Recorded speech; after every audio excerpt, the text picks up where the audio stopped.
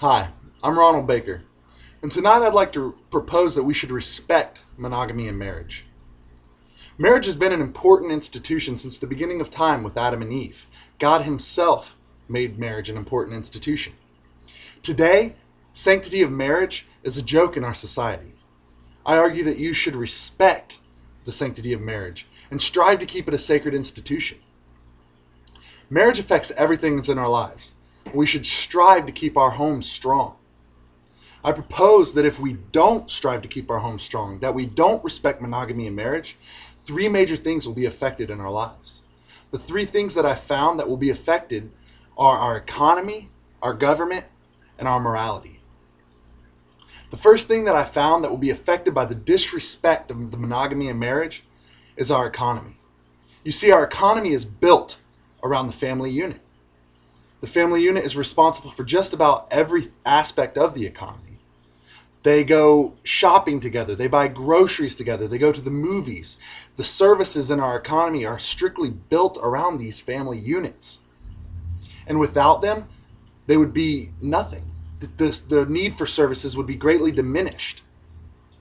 The family unit itself creates supply and demand. They buy the groceries, which makes the farmers grow the fruit and vegetables. You see, supply and demand itself is built around that family unit. Without the family unit, businesses don't have that major customer pool. How many times do we turn on the television and we see commercials built around the family? We see families sitting on the couch and playing video games together. We see them watching movies together, eating together. That's a major customer pool for these businesses. And without that family unit, they lose money, and that affects our economy. The breaking of marriage affects the economy by causing a major expense for divorcees. HubPages.com says it takes about 5 years for people going through divorce to become financially stable.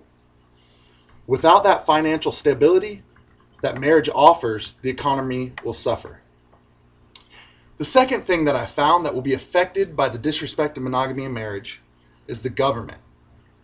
You see, since the beginning of our government, men like Thomas Jefferson and George Washington and Benjamin Franklin, godly family men, based our government on the family. The government that we have is structured around the family. The working family keeps our government together. One website said the statistics on married voting compared to non-married voting is much higher, almost twice as high. The government needs families to keep it going because families are the backbone of our government. You see jobs in the government. You see politicians. One of their main arguments is that they're family men.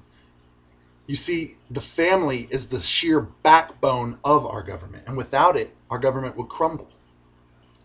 You should respect the sanctity of marriage because without it, our government wouldn't have the support it needs to keep going. The third thing I found that will be affected by the disrespect of marriage is our morality would deteriorate. Marriage is the basis for sexual, mental, and spiritual purity. In the Message, 1 Corinthians 7, 2 through 4 says, sexual drives are strong, but marriage is strong enough to contain them and provide for a balanced and fulfilling sexual life in a world of sexual disorder. Paul the Apostle wrote this because he wanted us to know that marriage is one of the sources and one of the solutions to immorality. You see, Paul recognized that this world that we're living in is full of immorality. And a lot of it is based around sexual immorality. A lot of it is based on that sexual urge. And I'm not saying that marriage is the cure. I'm just saying that marriage is a very good outlet for two people who are in love to keep within the bonds of morality. Without monogamy in marriage and the respect for marriage, unwed births would rise.